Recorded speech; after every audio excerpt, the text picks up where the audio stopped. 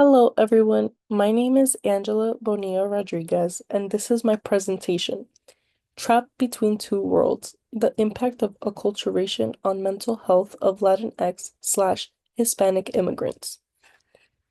This topic is deeply personal to me, not only as someone with Colombian roots, but because I've seen in my family and community how people silently struggle with the emotional toll of migration. These struggles often go unnoticed because they are buried under the expectation to stay strong and adjust quickly. We love to celebrate the success stories, the immigrant who made it, but rarely do we examine the emotional labor behind the scenes. How much of themselves did they lose to fit in? How much anxiety and identity conflict did they carry? These questions matter. Today, we'll explore how adapting to a new culture affects not just the opportunity, but mental health and identity, especially for Colombians in the United States. To exist between cultures is to carry the weight of both. Now, you might be asking, what does that really mean? What is this girl talking about? It means constantly translating yourself, your values, your language, your story to be accepted. It's smiling through misunderstanding. It's being told you're too Colombian in one space and not Colombian enough in another. The guiding question of this presentation is, how does the process of acculturation, adapting to a dominant culture, impact the mental health of Latinx and Hispanic immigrants? Why does this matter? Because our community is growing rapidly. There are over 60 million Latinx people in the US, yet research, policy, and services often fail to address our diverse emotional needs. We're not just numbers, we're people caught between traditions and expectations, family values and societal pressures, and that tension carries real mental health consequences. Today, we'll explore those tensions and what the research tells us. Before we dive deeper, let's get clear on the key terms we're using. These are important to know for the overall understanding. Race is not biological. It's a social label created by society in order to categorize and control people based on their appearance. It has no scientific basis, but it shapes real outcomes in housing, employment, education, and healthcare. Ethnicity, on the other hand, is cultural. It connects us through shared practices, music, language, food, and values. In this presentation, I focus on the Latinx racial category and, more specifically, the ethnic group of Colombian immigrants.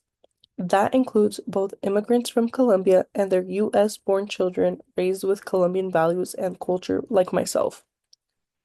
And let's be clear, there's no single Colombian immigrant experience. It varies based on when you arrived, your skin tone, language ability, gender, and so much more. But many of these experiences share emotional patterns that we'll explore today. To make sense of these emotional experiences, we'll use two sociological frameworks. First, acculturative stress, the psychological strain people feel when they're trying to adjust to a new culture.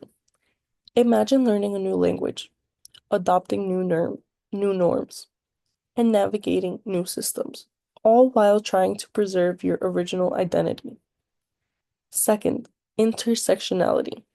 This concept reminds us that people don't live single issue lives. Being an immigrant overlaps with race, class, language ability, and gender to create unique forms of stress. For example, a light-skinned, fluent English speaker like myself from Bogota may be received differently in the US than an Afro-Colombian immigrant from the Pacific Coast who speaks limited English. We are both Colombian, but our lived realities are not the same, and those differences matter extremely when it comes to mental health. Concept 1. Let's start with acculturative stress. A study in 2021 found that Latinx immigrants with lower English proficiency and fewer social ties were more likely to experience anxiety and depression. This isn't just academic, it reflects the day-to-day life of thousands of Colombians trying to make sense of the American culture. Colombia is a collectivist culture. Family and social support are central. In contrast, American culture can feel isolating, especially in urban settings. Many immigrants go from warm, interdependent communities to an environment where people barely greet their neighbors. When I'm in Colombia, I speak to everyone. Everyone asks you how you're doing, they greet you. Here in the US, you're walking down the streets of New York, no one's even looking at each other. And that's me, someone who grew up here. You can only imagine what it's like for someone that is just entering this country and no idea about the English language. This emotional disconnection can trigger loneliness, culture shock, and fear. The stress of navigating school systems, job markets, and healthcare alone, often while translating for parents or facing immigration challenges, can really wear on someone's mental well-being. When there's no time or space to reflect on these pressures, they pile up inside, and it's everyday things that no one else is thinking about. The second concept we explore is emotional and identity conflict. This connects closely with intersectionality. Tatum writes that many of us grow up in homes where we are taught not to speak about pain, especially when that pain comes from racism or cultural shame. This silence becomes part of how we survive, but it can also become part of what hurts us. We are told to be strong and seen as weak when communicating our struggles, and it's something a lot of Hispanics face.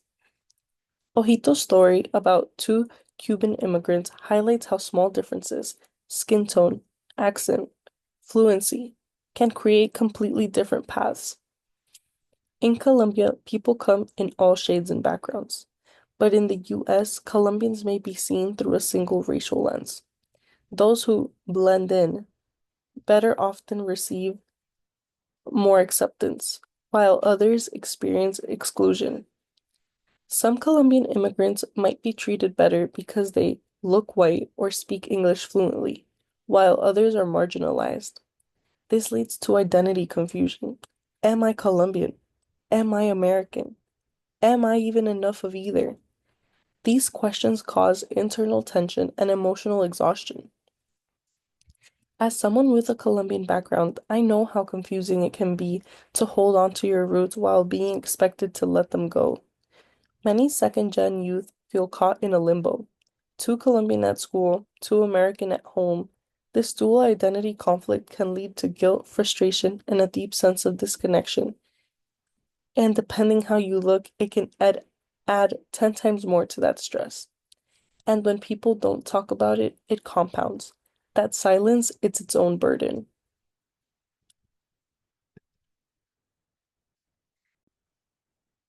Now, let's look at what the numbers are saying.